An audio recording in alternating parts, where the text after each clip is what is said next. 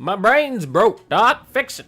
What's up, guys? Shimon here. Welcome back to another video. So today I'm going to be delving far deep into my past and give my opinion on something that before I was very pro, but now I feel myself traditionally to be getting a bit more anti. And this is therapy. Whether or not you should do it, what the actual benefits are, and whether or not it's worthwhile, and actually sometimes when it's harmful. Now, I went through a lot of therapy when I was younger, because when I was younger, I had all sorts of mental and physical issues, and that was before I had any sort of an inkling that some of those issues could be caused by something other than just my own mental and personal state. And that's actually a quick point: is that a lot of the time therapy will basically tangent number one. Let's see how many I actually get to.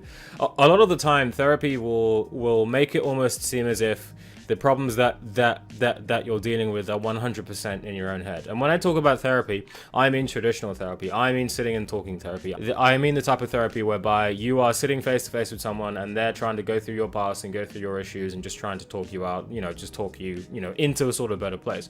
I'm not talking about the other sort of more alternative therapies that I really enjoy. Like, for example, Ibogaine therapy, which is an amazing form of therapy which involves a hallucinogenic substance that's totally harmless and is shown to basically reverse people's addictions to alcohol, addictions to smoking. There are people who have reported doing a few Ibogaine sessions and their smoking cravings are gone, just gone, like totally gone.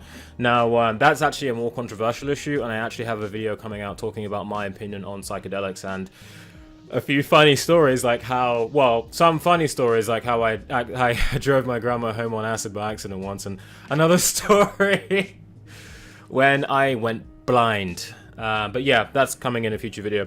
But I'm talking about the traditional forms of therapy, whereby you're sitting face to face with someone and then you're talking through your problems and helping out with stuff. And what I found is that the main benefit to that therapy, which is why I'm going to start talking about the good side, is that it allows you to have an intimate conversation and an intimate relationship with someone.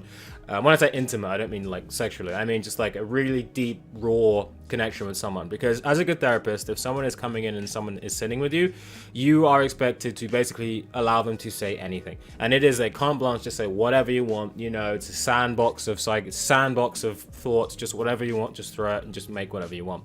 That is one of the biggest benefits I find that traditional therapy has, because traditional therapy is very beneficial for the simple reason that most people don't actually have that ability to be able to sit down and have an intimate conversation face to face with someone. Most of the time people are either afraid to speak their mind, or are afraid of ridicule, or don't feel as if, or whenever they do speak their mind they're punished, or maybe they just don't think that they can, that they just don't even have a concept that they could be open and honest with people.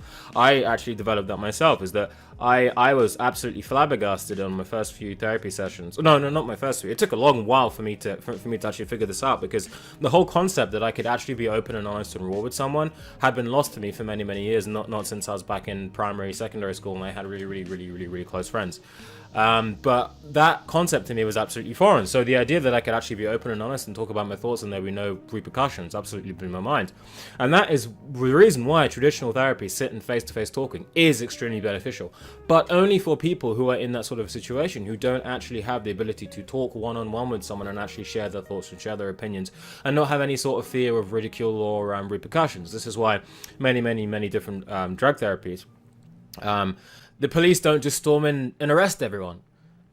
Like they don't just storm in and arrest anyone, because the whole point of the therapy is that you can go there and you can tell your doc that, yeah, last night I shot up some heroin and I'm a mess and I want to fix myself. The doc doesn't just run off and call the police, because then he wouldn't actually turn up, and what the hell is the point in that?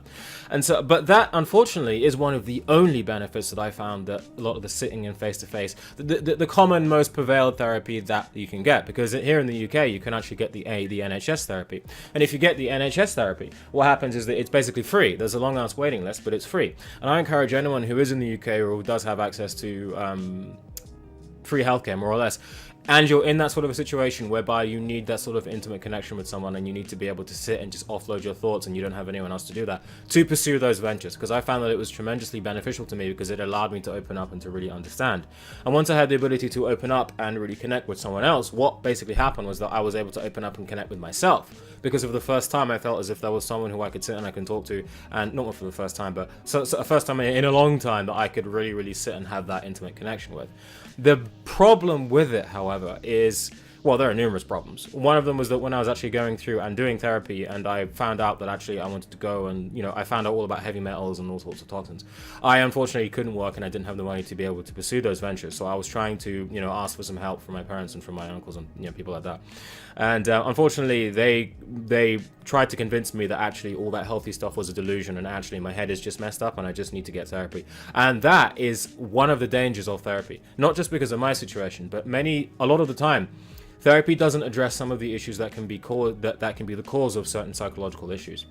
Like, for example, physical issues, physical imbalances, toxins, lack of, even lack of exercise, all sorts of other stuff that is actually related to your actual psychological state. It's totally ignored when it comes to therapy, because the therapist is just interested in what's in your head. It's not interested in what's in your gut, or what's what's in your tissues, or stuff like that. Hence why there are other therapies. Hence why I'm not talking about other therapies like nutritional therapy or even heavy metal chelation or stuff like that, which is a form of therapy in itself, but can actually go a long way to actually helping to alleviate some of those psychological issues. Most of the time, when you go to a standard therapist, you can talk to them about all this stuff. It will go in one ear and out the other. I remember trying to talk to my therapist about things like heavy metals and things like toxins and parasites and candida and stuff like that, and all sorts of other things that I was sort of thinking about, and they're just going in one ear and out the other. They couldn't even register it. Even the simple concept that diet can influence your mood was, they knew it, but they had no idea what they couldn't explore it. And to me back then it seemed to be odd, but as I got older and as I did more and more research, I'm like, you guys are meant to be professionals, but you don't even understand the basics of how your diet affects your mood. They understood lifestyle, but more particularly like energy and getting out in the sun. And obviously, if you sit in your room all day and do bleep all and all the lights are off, you're going to get depressed very, very quickly, unless you live on World of Warcraft or something like that. So a lot of the time, these therapists would have absolutely no idea, and many people go through multiple therapists and never actually get to the issue until they do some research, or they start to think, oh, okay, I'm going to do some research for myself, and I'm going to stop trying to trust the professionals to be able to figure out everything that's wrong with me. I'm actually going to go out and, find it out for myself. And I tell you, if I hadn't done that, I'd still be stuck in that same system of going around and around and around and around and around and around again. Because what I also found quite interestingly was that I went to other therapists, like CBD therapists and stuff like that, and I was giving a lot of tasks to do. This was back, again, around about 2009, 2010. Oh god, it's 2018. And the main issue I had was that because I had such a big problem with heavy metal toxicity, and my brain simply was not able to function properly. I was getting constantly distracted by things, and I could not sit and concentrate on a single bloody thing. Like, it was actually painful to do so, unless it was something like a video game, which is why I got so addicted to it. The reason why is because I didn't realize was because of the heavy metal toxicity. So because of that, I was failing all of the tasks, and so it seemed as if I wasn't trying.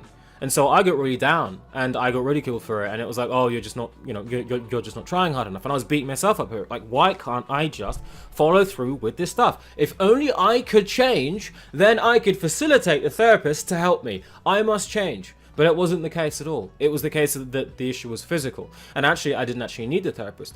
Hence why I think a lot of people, many people, don't, I used to think that if the service is free, go and get therapy.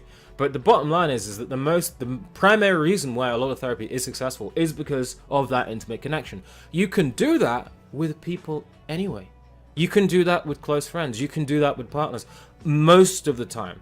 But unfortunately, we're in a situation where a lot of people's interpersonal relationships have layer upon layer of secrecy and layer upon layer of masks, whereby they have almost like a hidden stash of treasure that they don't want to show to someone else because they feel that they're going to steal it. But instead of treasure, it's emotions, and they don't want to let that out to other people. I'm also including myself.